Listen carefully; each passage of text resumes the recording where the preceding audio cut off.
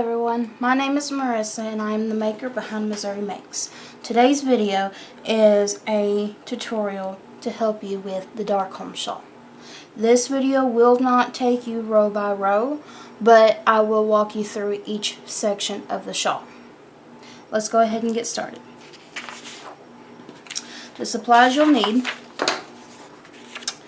What I used is 2 skeins of my own base, which is my Stark base, in colorway Mystique. Or if you want to use a different yarn, you will need 548 yards, which I would just count for around 600, depending on your gauge and everything. Say 600 yards of sport weight yarn. Today I am using a different colorway. This is my same base, it's the same weight, it's just a different colorway. And so this is what I'll be using for the tutorial. I will be using a 6mm size J hook. You will also need scissors, tapestry needle, and I recommend having T-pins and a blocking mat so that you can block your shawl when it's over. Because this shawl is lacy, and in order to get all of the lace to bloom, you will have to most likely block it. Here you will see the abbreviations and the stitches that you will need to know in order to follow this pattern. Most of these stitches here, I have a tutorial on my YouTube channel, and I will be sure to link all the ones that I have available, as well as a conversion chart. I write all of my patterns in US terms, but I know that there will be some from the UK that know it this way. And so I put a conversion chart in my pattern, and hopefully I'll remember to put a conversion chart in all my patterns so that you can take the UK terms and turn it into US terms, so that you don't get confused whenever you are following the pattern. Now, I have special stitches, which is a shell. You'll find the description for each of these stitches in the written pattern. You have shell stitch, V-stitch, and you have cluster. And then over here, you'll have the notes as well as the size. And the size of my shawl is 27.5 inches by 53 inches long. So whenever it says neck to spine to bottom of point, that means you go from the back of your neck all the way down to 27.5 inches, and the wingspan is from finger to finger. Whenever you stretch your arms out, that's the wingspan, and so 53 inches is the wingspan for this shawl.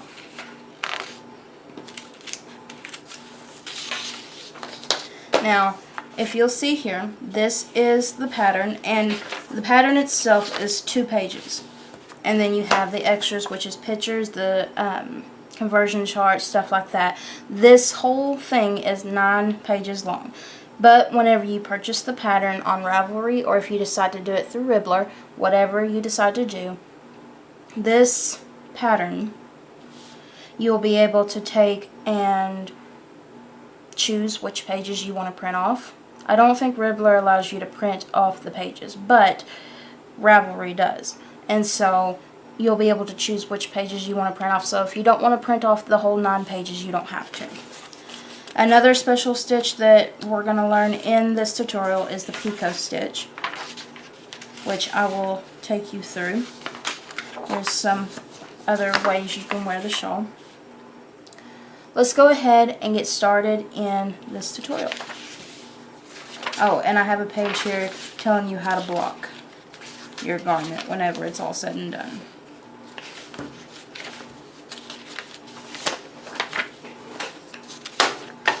Okay, so let's go ahead and get started. First, I'm going to make a slip knot. I'll go ahead and zoom in. Oh, wrong way.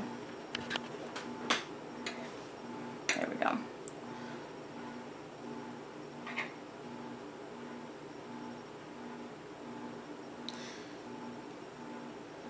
you're going to chain 6. 1, 2, 3, 4, 5, 6.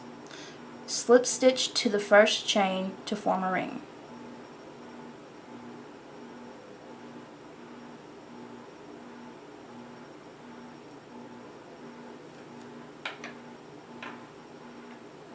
You're going to chain 3,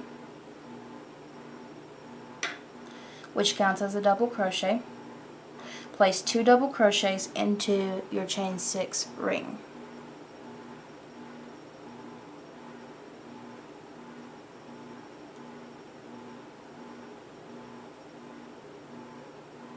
You should have 3 double crochets total, including the chain 3. Now what you're going to do is chain 1 and then place 3 more double crochets in your chain 6 ring.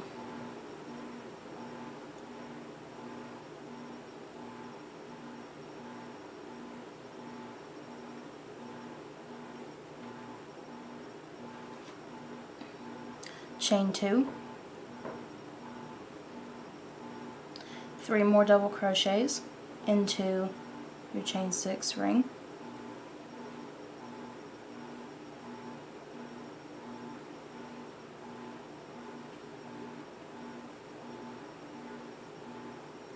Chain 1, 3 double crochets in the ring.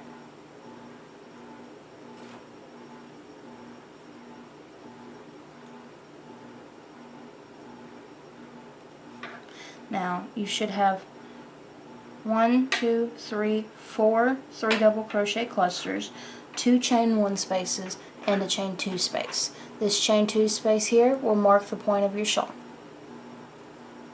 Let's go on to round 2. Chain 1. Place 2 double crochets in the first stitch. That's this double crochet here. You're going to place 2 double crochets into that stitch.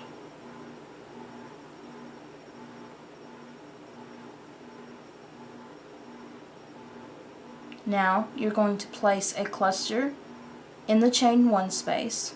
If you need help with a cluster, you can see the special stitches section of your pattern.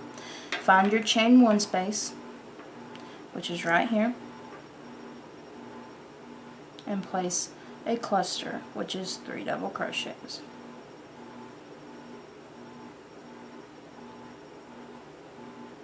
Alright, it says in the pattern 3 double crochets, chain 2, 3 double crochets in the chain 2 space. So we're going to skip these 3 double crochets, find the chain 2 space, and we're going to put 3 double crochets,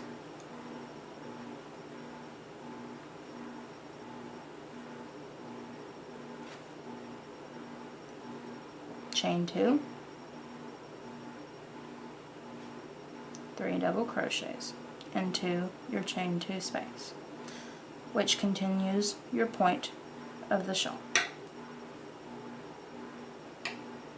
Okay, so this side here is just a mirror of this side. So if we did a cluster in the chain 1 space, then we're going to skip these 3 double crochets and place a cluster in this chain 1 space.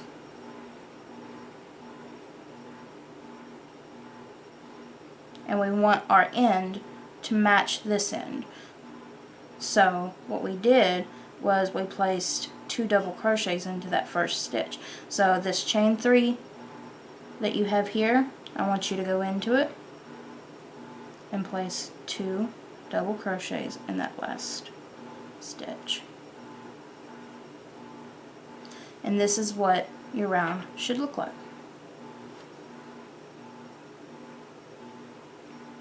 Okay, so on to the next round, which would be round 3. Chain 1, turn your work, 2 double crochets into the first stitch,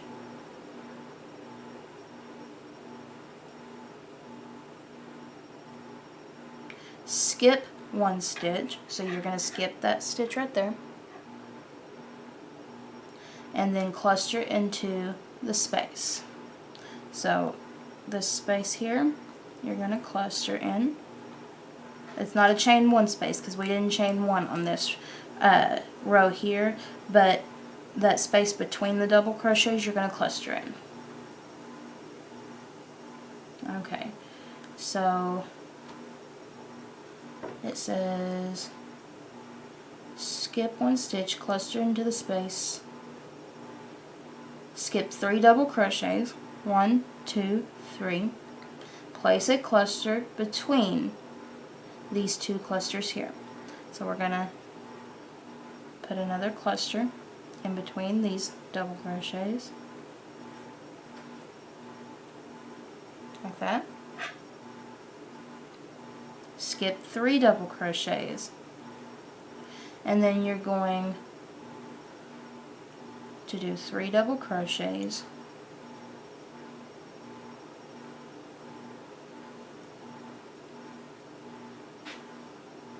chain 2, 3 double crochets, all into that chain 2 space, like that. Now, like I said, this side here is just a mirror of this side. So if we put clusters in between on this side, then we're going to do that on this side. So you'll put a cluster in between these double crochets,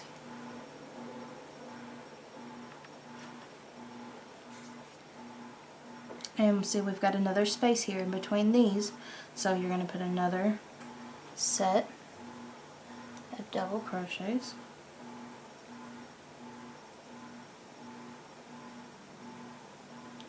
and to finish it off we want the end of our row to look like the beginning of our row, so we are going to double crochet twice into this last stitch, just like that.